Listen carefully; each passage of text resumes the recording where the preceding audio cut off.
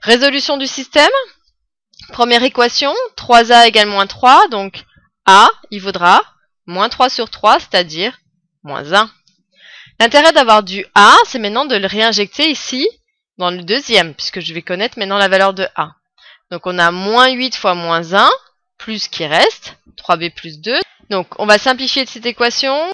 Moins 8 fois moins 1, ça va faire plus 8, plus 3b égale 2, ce qui veut dire que 3b, il vaudra moins 6. Donc vous voyez ici, j'ai tout recopié.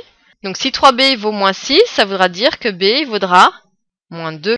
Maintenant l'intérêt, ça va être de remplacer dans la dernière. Donc déjà, je vois 2 fois a, mais je connais a puisqu'il valait moins 1. Donc c'est 2 fois moins 1. Ensuite, moins 4 fois b, mais b, il valait moins 2. Donc moins 4 fois moins 2, plus 3c égale toujours 0 puisque je le cherche.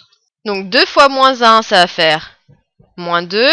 Moins 4 fois moins 2, plus 8, plus 3c égale à 0. Donc à gauche, on avait moins 2 plus 8, c'est-à-dire 6. Donc ce qui veut dire que pour avoir juste 3c, je vais devoir retrancher. Donc 3c vaudra 0 moins 6, moins 6. Dernière chose, pour la valeur de c, c vaudra moins 6 sur 3, c'est-à-dire moins 2. Donc nous avons enfin trouvé les valeurs de a, b et c. Mais à quoi cela va-t-il servir?